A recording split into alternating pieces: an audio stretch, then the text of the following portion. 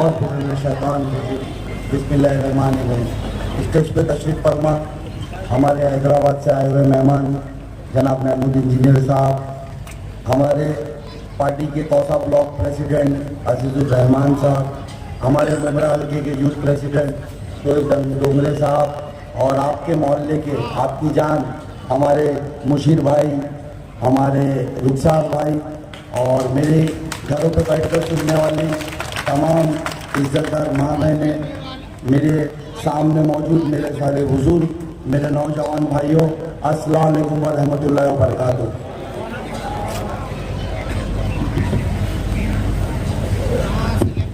आज ये जलसा आपको पता है कि यहाँ पर क्यों लगाया गया कि अभी हमारे शहर में इलेक्शन चल रहे हैं और मजलिस इत्तेहादुल मुस्लिमीन AMIM ने मुझे बैरिस्टर असदुद्दीन ओवैसी साहब ने, हमारे कायद ने मुझ पर भरोसा किया है और मुझे आपका रिप्रेजेंटेटिव बनाया है कि मैं आने वाले वक्त में जिस तरीके से मेरे कायद, मेरे सदर बैरिस्टर असदुद्दीन ओवैसी साहब आज पूरे हिंदुस्तान भर के मजलूमों की आवाज़ बनकर, हमारी आवाज़ बन करके जब भी हमारे खिलाफ कोई कानून बनाने की कोशिश की जाए, कोई ऐसा बिल हमारे खिलाफ पार्लियामेंट में पेश किया जाए, उसका आपकी आवाज़ बनकर जिस तरीके से विरोध करते, उसकी मुखालिफत करते, उसे रोकते, आने वाले वक्त में ऐसे ही असेंबली में अगर इस स्टेट में कोई ऐसी चीज़, ऐसा बिल पेश किया जाए या हमारे शहर के ताल्लुक से कोई फैसला किया जाए तो मैं आपकी आवाज़ बन करके इंशाअल्लाह ताला उसी तरीके से उसे रोक सकूं। इस वजह से मुझे आज यहाँ से मौका दिया गया है। आप जानते हो बेहतर तरीके से कि आज 15 साल से हमने शहर के बाहर वाले को मौका दिया और 15 सालों में हमें क्या मिला? अरे जो 15 सालों में अगर यहाँ मजलिस का एक तस्वुर करिए, अगर आज मजलिस का जिम्मेदार यहाँ पर होता 15 साल से, तो आज यहाँ पर आपके शहर से, आपके घर से, हर एक मोहल्ले से मैं बोल रहा हूँ, आपके घर से इंशाअल्लाह ताला हर बच्चों को फ्री तालीम हासिल होती है। म्यूनसिपल कॉरपोरेशन की तरफ से आने वाली हर एक स्कीम, हर एक वो ज़मीन जो मेरे शहर को दी गई थी आज से 15 साल पहले, जहाँ पर आज जिसे हमने मौका दिया उसने कब्जा करके बैठा है, उसके लोगों ने कब्जा करके बैठा है। आप यकीन जाने आज वहाँ पर वो इमारतें बन चुकी होती, वो स्कूलें बन चुकी होती, वो कॉलेजेस बन चुके होते और आज हमारे घर से बच्चे वहाँ फ्री तालीम हासिल कर रहे होते। क्या आपको नहीं लगता कि हमसे कुछ गलत फैसले कर दिए गए? आपको नहीं लगता कि 15 साल हमने शहर के बाहरी को एक मौका दिया ये सोच करके कि वो सेकुलर होगा, वो हमारी आवाज़ बनेगा, हमसे उसको 15 साल देना, 3 बार मौका देना, हमसे गलती हो गई। मेरी माँ बहनें यहाँ ज़्यादा मौजूद है। क्या आपको नहीं लगता कि आज आपके बच्चे, मैं आया था 2 दिन पहले भी इस मोहल्ले में आया था, पीछे कुछ लोगों ने मुझे बुलाया था, मुझे बड़ा अफसोस हुआ जब उन लोगों ने मुझे बताया कि साहब भाई आज हमारे यहाँ के बच्चे यहाँ से 1.5 किलोमीटर दूर, 2 किलोमीटर दूर MMLE में जो स्कूल है म्यूनसिपल कॉरपोरेशन का, वहाँ जाते हैं और आप यकीन जाने से इतना दूर जाना पड़ता है। इस वजह से कितने बच्चों तो ड्रॉप आउट कर दिए गए, कितने बच्चों को तो हम भेज रहे नहीं क्योंकि हमारे यहाँ माली हालत ठीक नहीं है, हम यहाँ खुद काम पे जाते हैं और वहाँ पर नहीं पहुँचा सकते। ये सुनकर मुझे अफसोस हुआ, आप यकीन जाने बड़ा अफसोस हुआ कि हम यहाँ पर मौजूद है और हमने किसी को ऐसा मौका दे दिया था कि आज उसने मेरे बच्चों से किताबें छीन ली। और उन्होंने मुझसे जब कहा कि कुछ बच्चे इस दर से जो पढ़ाई नहीं कर पा रहे, उन्हें गलत आदतें लगा दी गई है, आज वो नशे में मुलविस है, आज उनको नशे में घेर लिया है, तो मुझे इतना अफसोस हुआ कि ये क्या हो रहा है मेरे शहर के साथ। आज हमारे लोगों के हाथों से किताबें, हमारे बच्चों के हाथों से किताबें छीन ली गई और उनके हाथों में नशा दिया जा रहा है। इसके जिम्मेदार कौन है? आप सोचिए, इसके जिम्मेदार कौन है? इसके जिम्मेदार हम कहीं ना कहीं हम खुद तो नहीं? क्या आपको पिछली बार हम लोगों ने नहीं कहा था कि इसको मौका मत दीजिए? हमने 2 बार मौका दे दिया है। इसने 2 बारों में, एक बार जब हमने पहली बार मौका दिया था, इसने हमारे शहर को मिलने वाला कब्रिस्तान चोरी कर दिया। दूसरी बार हमने मौका दिया, इसने हमारा स्लाटर हाउस चोरी कर लिया। ये बाकी सब जमीनों पे नजर गड़े बैठे हैं। हमने नहीं कहा था आपको? तीसरी बार अगर इसको मौका दिया तो ये बड़ी मुसीबत हमारे सर लाएगा। और आप यकीन जाने, तीसरी बार जब हमने इसे मौका दिया, स्टेजों पे से जब इसने बड़ी बड़ी बातें की कि मुझे मौका दो, मैं टोरेंट को इस शहर में नहीं आने दूंगा। आपको याद है ना टोरेंट 2020 में इस शहर में आई। क्या आज टोरेंट से आप लोग परेशान नहीं है? अरे मैं आप लोगों से बातें कर रहा हूं, मुझे जवाब दीजिएगा। टोरेंट से आज आप लोग परेशान नहीं है? क्या टोरेंट से आप ज्यादा बिल नहीं भर रहे? क्या आपको नहीं लगता कि आज आपके बच्चों की जो स्कूलों की फीस है वो टोरेंट के अंदर यानी उसकी बिलों के अंदर उसके पैसे चले जाते हैं, इस वजह से आज तो आपके बच्चे ड्रॉप आउट कर दिए जा रहे स्कूल से? क्या आपको नहीं लगता टोरेंट इस शहर से जाना चाहिए? तो कैसे जाएगी टोरेंट? आपने अगर जिसे मौका दिया, जो इसके कमीशन खाता है, जो इसे टोरेंट को यहाँ पर पैसा खा के लाया, क्या आप उसको अगली बार मौका दोगे वो से हटाएगा? आप मुझे मौका दीजिए, इंशाअल्लाह ताला। आपने देखा जब टोरेंट 2019 में इस शहर में आ रही थी तो यही वो आपका बेटा था जो मुंब्रा स्टेशन पर 3 दिन भूख हड़ताल किया और टोरेंट को इस शहर में आने से रोका, क्योंकि मैं जानता था जो तकलीफों से आज आप गुजर रहे हैं ना, वो तकलीफ मेरे शहर में आएगी। हमने भिवंडी का सर्वे किया था, हमने देखा था कि वहाँ किस तरीके से हमारी लूम इंडस्ट्री, हमारे भाइयों का रोजगार इस टोरेंट की वजह से उजाड़ दिया गया, किस तरीके से वहाँ लोग परेशान हैं, किस तरीके से मेरे भाई वहाँ जेलों में बंद है सिर्फ इस टोरेंट की वजह से। इस वजह से 2019 में 3 दिन मैंने भूख हड़ताल की थी और टोरेंट को इस शहर में आने से रोका था। लेकिन फिर उसके बाद 2019 के इलेक्शन हुए, इलेक्शन में ये पाखंडी, ये झूठा स्टेजों पे चढ़ा और आपसे वादा किया नहीं मैं अगर जीतूंगा तो मैं टोरेंट को नहीं आने दूंगा। आपको पता है आज मैं देख रहा हूँ उसके वीडियोस, वो खड़े होकर के यानी कह रहा है स्टेजों पे से टोरेंट मैंने नहीं लाया, टोरेंट बीजेपी ने लाई। आपको लगता है सच बोल रहा है? आज तक उसने कोई चीज सच बोली है क्या? आज तक उसने जितने वादे किए वो कभी सच हुए? तो आप बताए कि आपने उसको नहीं कहा था आपको उसने कि मैं तुम्हारे शहर के अंदर 1 विंडो ऑफिस लाऊंगा, कहा था कि नहीं भाई? क्या उसने आपसे ये नहीं कहा था कि मैं आपके शहर में स्लैटर हाउस लाऊंगा? क्या उसने आपसे ये नहीं कहा था कि मैं आपके शहर में हज हाउस लाऊंगा? क्या उसने ये नहीं कहा था कि 2020 से पहले मैं चौपाटी बना के दूंगा? इसमें से क्या वादा पूरा हुआ?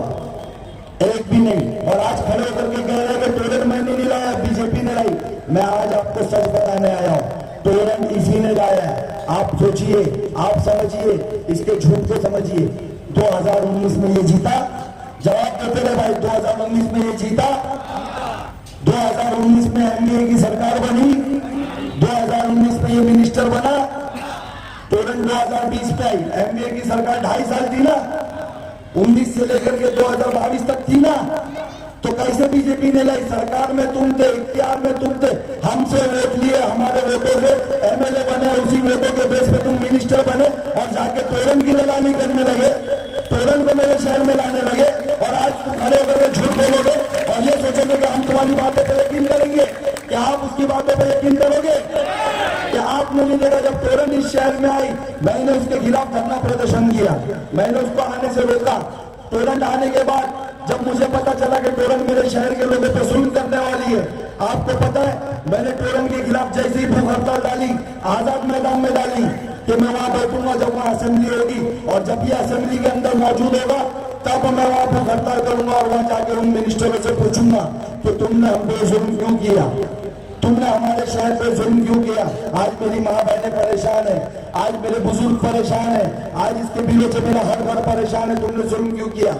तुमको पता है उसने क्या किया मेरे साथ? मैं बेगुनाह था, मैंने वहां भूख हड़ताल का लेटर डाला और यहाँ मुझ पे झूठे केस बना करके मुझे शहर से बाहर कर दिया गया।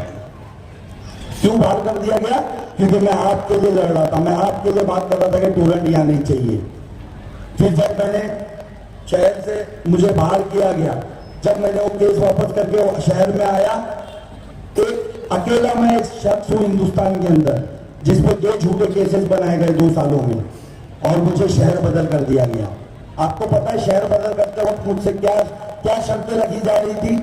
मुझे इसके दलाल लोग, ये तो खुद पहले दलाल, ऊपर से इसके नीचे जो इसके दलाल लोग हैं मुझसे आकर कह रहे थे कि भाई तुम टोरेंट के खिलाफ मत बोलो, तुम इस शहर के कब्रिस्तान के लिए मत बोलो, तुम इस शहर के स्लैटर हाउस के लिए मत बोलो, तुम जो इस शहर का हॉकर जोन जो ये खा रहे उसके खिलाफ मत बोलो, तुमको बहुत पैसा मिलेगा।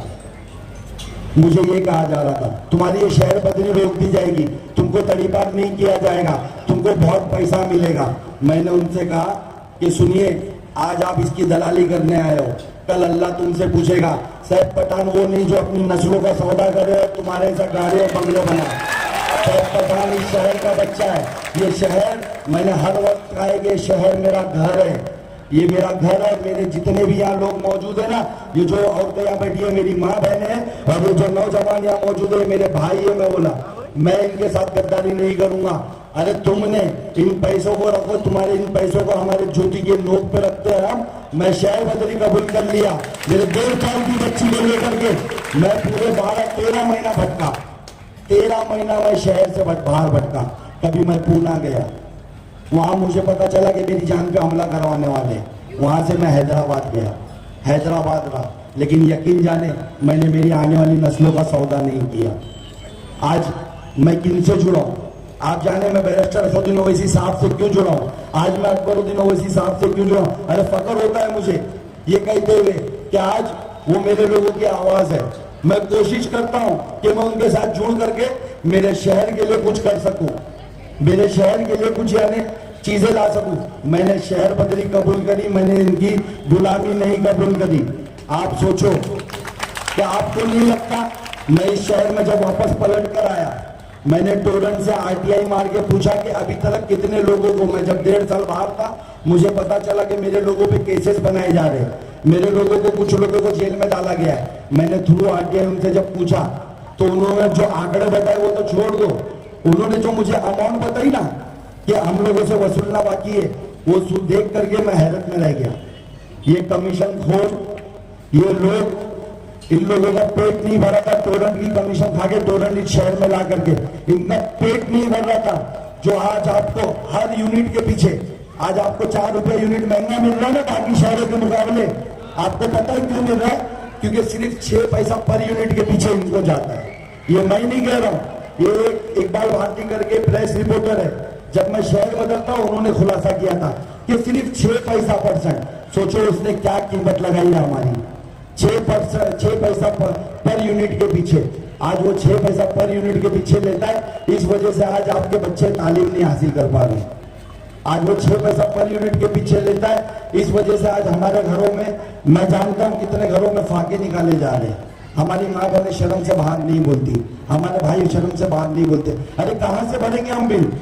महीने का 4-4, 5-5 हजार बिल आ रहा है, कहां से भरेंगे? मेरे शहर में 70% लोग, आबादी के परसेंटेज के हिसाब से एक मिडिल क्लास के नीचे, वो 10,000 15,000 की रोजगार कमाने के लिए यहाँ से वीटी तक सफर करते हैं। रोज सुबह उठ करके ट्रेन पकड़ करके, जानों का रिक्स लेकर के वीटी तक जाते और 10 से 15,000 कमाते हैं। वो कहां से 5,000 का बिल भरेंगे? जब मैंने देखा, वो जब आरटीआई से मुझे जवाब मिला और मुझे पता चला कि 400 करोड़ रुपया बकाया, ये सुन लीजिए, 400 करोड़ रुपया बकाया आपसे वसूलना बाकी है, अभी उन्होंने मुझे लिख कर दिया। जब मैंने बैठ करके, मैं और मेरी टीम ने कैलकुलेशन किया तो हमको पता चला कि हर एक घर से 2 लाख रुपया वसूला जाएगा। क्या आप यहाँ बैठे जो जितने भी मौजूद है, जितनी पर्दानशी मेरी माँ बहन अपने घरों पे मौजूद है, जो बुजुर्ग भी यहाँ पर मौजूद है, जो मेरे नौजवान भाई जो यानी यहाँ से बेटी जाते कमाने, क्या आप 2 लाख रुपया भर सकते थे? लेकिन आपसे वसूला जाता। मैं शहर में वापस आया और आपने देखा कि मैं 10 दिन भूख हड़ताल पे बैठा था टोरन के खिलाफ। मैं 10 दिन भूख हड़ताल पे बैठा और उन 400 करोड़ को जो नाहक मेरे लोगों से वसूला जाना था, मैंने उसको माफ करवा के वहां से उठा। मैंने कहा कि आप अगर मेरे शहर, मेरे घर के लोगों पे अगर कोई आने आँच आनी है तो उससे पहले वो मुझ पे आए। मैं 10 दिन नहीं, मैं 20 दिन बैठूंगा। अगर यहाँ बैठे बैठे मेरी जान चली जाए तो मुझे कोई गम नहीं, लेकिन मैं किसी एक भी घर से 2 लाख रुपया वसूलने नहीं दूंगा, नहीं दूंगा, नहीं दूंगा। तो आप यकीन जाने, आज मैं आपके बीच में आया हूँ, आपसे ये कहना है कि मुझे 10 दिन भूख हड़ताल पे बैठना पड़ा, तब जाकर के वो पैसे माफ हुए। अगर यही इख्तियार आज जो आपने इनके हाथ में दिया, अगर आज मेरे हाथ में होता ना, तो टोरन इस शहर में नहीं होती। तो इस बार टोरन को हटाने के लिए मुझे एक बार मौका दे। क्या मेरी माँ बहनें मौका देगी? क्या मेरे भाई मुझे मौका देंगे? एक बार हाथ उठाकर बोलिए कि आप मुझे मौका देंगे? आप मुझे मौका देंगे ना? क्या ये आपको आकर के, अगर अभी मैंने सुना है कि बहुत इन लोगों ने जो हम लोगों से लूट के खाया है, जो हमारी जमीनें बेचकर इन लोगों ने खाया है, जो टोरन की दलाली करके इनने खाया है, उसमें से कुछ पैसे बांट रहे जगह जगह जा करके। क्या अगर आपको आकर के ये लोग पैसे देंगे और बोलेंगे कि वोट इनको दो, तो क्या आप इनको मेरे बजाय इनको वोट दोगे? क्या आप वो पैसे के बदलों में अपने आने वाले मुस्तकबिल का सौदा करोगे? आप मुझ पर भरोसा करके इस बार वोट करना, एक बार इस बार यानी पतंग के निशान पे वोट करना, और ये यकीन रखना कि ये आपका बेटा है, ये कोई नेता नहीं, ये आपका बेटा है, ये कोई तोरण का एजेंट नहीं है, ये शहर से इंशाअल्लाह ताला तोरण को हटाएगा। मैं वादा करता हूं 20 तारीख को आप मुझे वोट देकर कामयाब करना। 23 तारीख को इंशाअल्लाह ताला याद रखना, 23 तारीख को इतिहास लिखा जाएगा। ये तो इस शहर से जाएगा और इसके पीछे पीछे जल्दी इंशाअल्लाह ताला तोरण भी इस शहर से जाएगी। मैं आज आपसे यहाँ पर आप देख रहे होंगे पिछले साल 1.5 साल से मैं एक जमीन के लिए काफी जद्दोजहद कर रहा हूँ। आपको पता है आपके वोटों से मिनिस्टर बनने के बाद, हाउसिंग मिनिस्टर बनने के बाद इसी एमएलए ने एक और सौदा किया। हमारे शहर के लिए 32 एकड़ का एक प्लॉट रिजर्व किया गया था, रिजर्वेशन प्लॉट अर्बन डेवलपमेंट की तरफ से आया था। उस 32 एकड़ के प्लॉट में 13.5 एकड़ का कॉलेज था। आप इमेजिन करिए, 1.5 एकड़ की स्कूल थी, 13.5 एकड़ का कॉलेज, 1.5 एकड़ की स्कूल, 1.5 एकड़ का एजुकेशनल ड्रामा थिएटर, वहां पर 1.5 एकड़ का हॉकर जोन था, वहां पर 5 एकड़ का बस डेपो था, वहां पर 8.5 एकड़ का हमारे बच्चों का खेलने का मैदान था। क्या आज हमारे बच्चों के पास एक भी खेलने का मैदान है? हम जो यहाँ पर जो भी जवान मेरे भाई यहाँ खड़े हैं, जो भी 90s के बच्चे, क्या आपने इस शहर के अंदर 10-10, 15-15 अलग अलग ग्राउंडों पे मैच नहीं खेला है? क्या आपने फुटबॉल नहीं खेला है? आज आपके पास एक भी ग्राउंड है? कहाँ खेलेंगे मेरे बच्चे? इनकी साजिशों को समझिए। ये आपसे खेल का मैदान छीन लेना चाहते, ये आपसे तालीमी इदारे छीन लेना चाहते, ताकि हमारी नस्लें ना पढ़े ना खेले, हमारी नस्लें सिर्फ और सिर्फ नशा करे। तो क्या आप इनके मंसूबों में इनका साथ दोगे? क्या हमारा कोई भी भाई इनके मंसूबों में इनका साथ देगा? इनके मंसूबों को इस बार नाकाम करिए। जो 32 एकड़ की जमीन पे ये हाउसिंग मिनिस्टर बनने के बाद इसके ही पार्टी का अध्यक्ष जो यहाँ 2 बिल्डिंग छोड़ करके रहता है, मैं उससे इस स्टेज के माध्यम से कहना चाहता हूँ, कान खोल करके सुन ले, मेरे इन भाइयों ने, मेरी माँ बहनों ने इस बार मुझे कामयाब करना इंशाअल्लाह ताला। वो जमीन तेरे और तेरे साहब के हलक से हाथ डाल करके निकाल के इनको लाके दूंगा। आज तेरा कब्जा होगा ये सोच करके कि तेरा साहब ही मिनिस्टर है, लेकिन ये मिनिस्ट्री ज्यादा दिन नहीं रहने वाली, ये एमएलए की ज्यादा दिन नहीं रहने वाली। क्या कहा उसने? जब उसने सुना कि आपका बेटा हर तरफ ऐलानिया तौर पे कह रहा है कि तोरण मुझे मौका दो, मैं तोरण को इस शहर से हटाऊंगा, तो इसने क्या कहा पता आपको स्टेज पे आके? मुझे मौका दो, मुझे वापस से एमएलए बनाओ, मैं मिनिस्टर बनूंगा सरकार बना करके, और मैं तोरण की मीटर चेंज करूंगा। आप सोचे 15 साल का जो विधायक था वो वापस से कह रहा है कि मुझे वापस से विधायक बनाओ, मुझे सरकार मेरी बनने दो, मैं उसमें मिनिस्टर बनूंगा और मैं आपके मीटर चेंज करवाऊंगा। और ये एक आपका बेटा कह रहा है कि मुझे सिर्फ एमएलए बनने दो, मुझे कोई सरकार वर्कर की जरूरत नहीं, मेरी माँ बहनों की मदद करने के लिए, मेरे नौजवानों के मुस्तकबिल के काम करने के लिए मैं सिर्फ असेंबली पहुंचा तो तोरण हटाऊंगा। अब आप फैसला करें कि कौन ज्यादा सक्षम है, आप फैसला करें। इसने क्या कहा कि मुझे वहां पर बजट नहीं दिया जाता। अरे जब तुमको खुद आकर के कह रहा है कि मैं इसलिए काम नहीं कर पाया, मुझे बजट नहीं दिया जाता, वो खुद कह रहा है कि मैं नाकारा हूं, मुझसे काम नहीं किया जाता, तो आप क्यों मौका दे रहे हो? मेरे भाई, मोमिन एक बिल से ना 2 बार नहीं डसा जाता, हम तो फिर भी 3-3 बार डसे गए। अब तो अक्ल रखे, अब तो समझिए। आज आप देख रहे हो किस तरीके से ये तो हमारे पे मुसल्लत था ही। आज इसका जोड़ीदार जिसको हम लोगों ने एक नाम दिया, मेरे भाई आपको नाम बताएंगे, ये दोनों का नाम क्या है मेरे भाई? एक का नाम है तारा, दूसरे का नाम है सितारा। ये दोनों कभी साथ में थे। आपको याद होगा ना 2009 में जब ये पहली बार लड़ रहा था तो ये तारा और सितारा की जोड़ी साथ में आई थी। एक ने कहा था कि उसको मौका दीजिए, अच्छा नेता है। आज वो क्या कह रहा है? नहीं नहीं, इसकी सब चोरियों में मैं शामिल नहीं, मैं तो तुम्हारा मोमिन भाई हूं, मैं तो ईमान वाला भाई हूं। मैं आज इस स्टेज के माध्यम से उससे पूछना चाहता हूं कि तेरा ईमान उस वक्त कहाँ गया था जब मेरे भाइयों की रोजगार के लिए स्लाटर हाउस मेरे शहर को दिया गया था, और ये तेरा तारा मेरा स्लाटर हाउस बेच रहा था, उस वक्त तू क्यों चुप था? उस वक्त कौन सी कमीशन की मलाई तेरे मुंह के अंदर थी? उस वक्त तेरा ईमान कहाँ गया था? तेरा ईमान उस वक्त कहाँ गया था जब कब्रिस्तान की सही जगह मेरे पास मौजूद थी, फिर भी दलदल की जगह पे मेरे लोगों को दफनाया गया। आप सोचिए आज हमारे लोगों को दलदल में दफनाया जा रहा है। कब्रिस्तान का भी हमारे साथ कैसा खेल किया गया। जब वो कब्रिस्तान में दलदल में हमको दफनाया गया तब तेरा ईमान कहा था। और आज कमाल की बात है, जब तू नहीं बोला, जब तूने कुछ नहीं किया, आज तू बीजेपी के सहयोगी पार्टी से आकर के कह रहे कि मैं ईमान वाला हूं, मुझे मौका दो। क्या हम लोग में से कोई भी आप बताएं, आज वो नजीब मुल्ला जिसे मैं सितारा कह रहा हूं, आज वो नजीब मुल्ला बीजेपी पार्टी की सहयोगी पार्टी के साथ है? जवाब दीजिए, आज वो बीजेपी के साथ है? क्या आप लोगों को कुछ लोग यहां से नहीं बदल आ रहे? वो चेहरे याद रखिए जो आज आपको आकर कह रहे कि भले से नजीब भाई बीजेपी के साथ है, उसको वोट दे, वो हमारे लिए काम करेगा। उनके चेहरे याद रखिएगा, उन नगर सेवकों को याद रखिएगा जो आज बीजेपी की दलाली इनडायरेक्टली आपसे करवाने की कोशिश कर रहे, उन चेहरे को याद रखिएगा।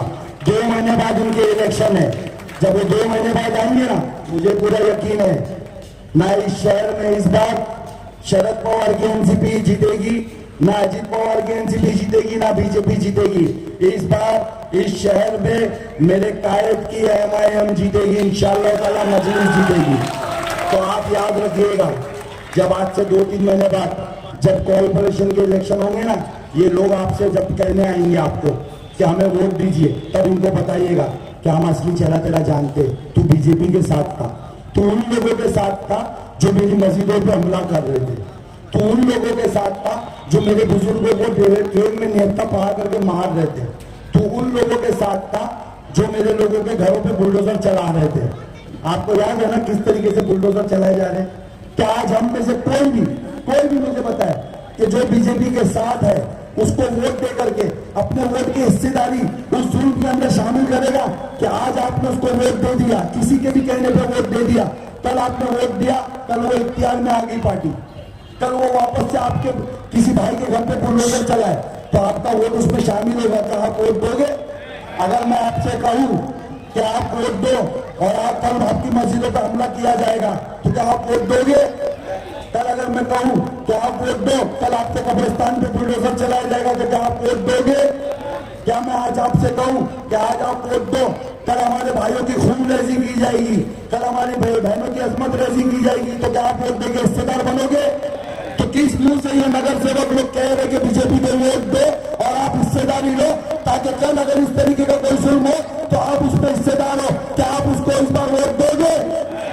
आप उसे मना करोगे कि नहीं? आप उसे बताओगे कि नहीं तू बीजेपी का एजेंट है? बताओगे कि नहीं? मेरा जोर से बोलिए, क्या हम उसमें हिस्सेदारी लेंगे? तो सोचिए आप, आज ये नगर सेवकों के बारे में सोचिए, आज उन कार्यकर्ताओं के बारे में सोचिए जो आपको आकर के गुमराह करने की कोशिश कर रहे हैं। देखिए, बड़ा आसान सा इलेक्शन था, जैसा मैंने कहा ना, तारा और सितारा, पूरा खेल ही उसी का है। ये आज भी अलग नहीं है, ये आज भी ये लोग अलग नहीं है, ये आज भी मिले हुए हैं। आप इनकी उसको समझिए कि आज से 1 साल पहले तक इनका कोई नामो निशान था? कि आज से 6 महीना 7 महीना पहले तक ये अलग थे? तो अलग सोचिए, इलेक्शन पीरियड में अलग क्यों हुए? क्योंकि उनको पता था इस बार मेरे शहर के लोग कब्रिस्तान चोर, स्लाटर हाउस चोर, बच्चों की मुस्तकबिल की रिजर्वेशन जमीन का चोर, तोड़न लाने वाले किसी भी शख्स को इस बार मौका नहीं देंगे। इस वजह से ये लोगों ने अलग होकर के एक गेम प्लान किया कि मजलिस एमआईएम इस शहर में इंशाअल्लाह ताला अगला एमएलए एमआईएम का होगा। आज हम लोग अलग हो जाते हैं और लोगों को गुमराह कर देते। क्या उनको गुमराह जो कर रहे हैं उस मंसूबे में आप उन्हें कामयाब होने देंगे? आप मेरी बातों को समझ रहे हो ना मैं क्या समझाना चाह रहा हूँ? आज भी तारा और सितारा साथ में है, ये दोनों अलग नहीं है। यकीन जाने आज भी ये साथ में, ये सिर्फ आप लोगों को गुमराह करके वोटों का डिवाइडेशन कर रहे हैं। लेकिन इस बार जिस तरीके से पिछले एमपी इलेक्शन में मेरे शहर ने इतिहाद दिखाया, बीजेपी के अगेंस्ट मेरे शहर ने इतिहाद दिखाया, 1,20,000 वोट मेरे मुंबरा शहर से गिरे, जिसमें से जो यहाँ का 2 बार का एमपी था, जो यहाँ पर मौजूदा सीएम का बेटा था, लेकिन हमने उसको ठुकराया, हमने उसको नकार दिया और हमने 1,20,000 वोट मोगरा शहर में किया, जिसमें से सिर्फ उसे 13,000 वोट मिले और 1,07,000 वोट उसके खिलाफ पड़े। तो क्या इस बार आपने जिस तरीके से 1,07,000 वोट उसके खिलाफ दिया, एक ऐसे शख्स को जिसको आप जानते नहीं थे, जानते हैं आप किसको 1,07,000 वोट दी? आप एमपी कैंडिडेट को जानते हैं जिसको आपने वोट दिया? तो क्या आप मुझे नहीं जानते? क्या मैं ये उम्मीद नहीं कर सकूं जो 1,07,000 वोट उसको वन साइड मेरे शहर के लोगों ने एक मुश्त होकर दिया, वो मजलिस को देगी, वो अपनी की आदत मजबूत करने को देगी, वो बैरिस्टर असदुद्दीन हाफिज साहब के हाथों को मजबूत करने को देगी, वो आपके बेटे सैफ पठान को वो ताकत देगी ताकि इस शहर का अगर अगली बार कोई ऐसा जुल्म करने की कोशिश करे तो सैफ पठान उसके सामने खड़े होकर के उसको रोक सके। तो क्या आप इस बार उनका मौका नहीं दोगे मुझे? क्या हम 1,07,000 वोट गैरों को दे सकते? मैं कौन हूं?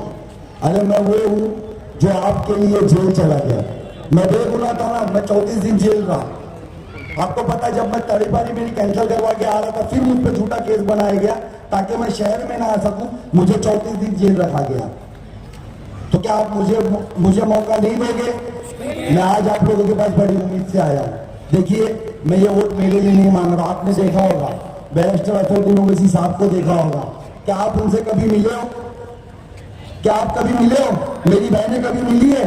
मेरे भाई कभी मिले? लेकिन आज भी दीवानों की तरह वो आपके लिए लड़ते।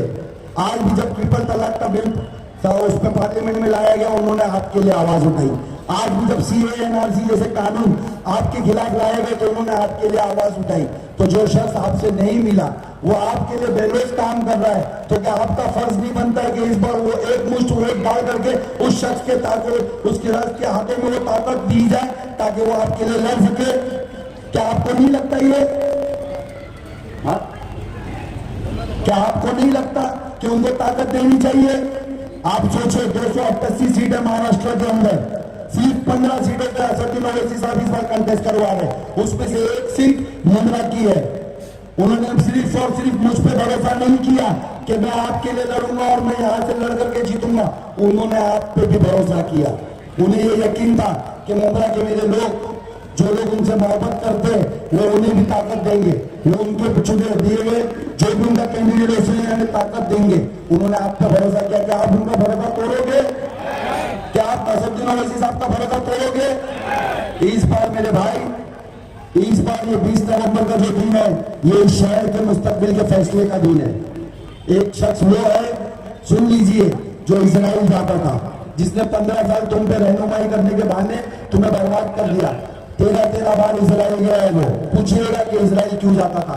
एक शख्स वो है जो इजराइल जाता था यहूदाना सोच से आपके बच्चों को कानूनी इदारे भेज दिया, आपके बच्चों को स्लाटर हाउस भेज दिया, कब्रिस्तान आपका भेज दिया। एक शख्स वो है जो इसका ही दोस्त हुआ करता था, आज आगे से इसका छोटा रिचार्ज बनकर आपके बीच में आ रहा है, बीजेपी से आ रहा है। और तीसरा शख्स वो है जिसे आपके पूरे हिंदुस्तान भर में आपकी आवाज सुनने वाले बैरिस्टर असदुद्दीन ओवैसी साहब ने उसने मौका दिया है। तो इन 3 में चुनाव है। इस 20 तारीख के दिन, 20 नवंबर के दिन आप इन तीनों में चुनाव है। एक वो जो यहूदाना सोच रखता है, एक वो जो बीजेपी का एजेंट है, तीसरा आपका भाई इमरान वाला जो आपके लिए जेल चला गया। सोच के फैसला कीजिएगा। और जाते जाते एक ऐलान करता हूँ, 15 तारीख के रोज आपके हरदील अजीज, हमारे फ्लोर लीडर, आपके चहीते अकबरुद्दीन ओवैसी साहब एमएलए रोड पे आ रहे हैं इंशाअल्लाह ताला। नारे तकबीर।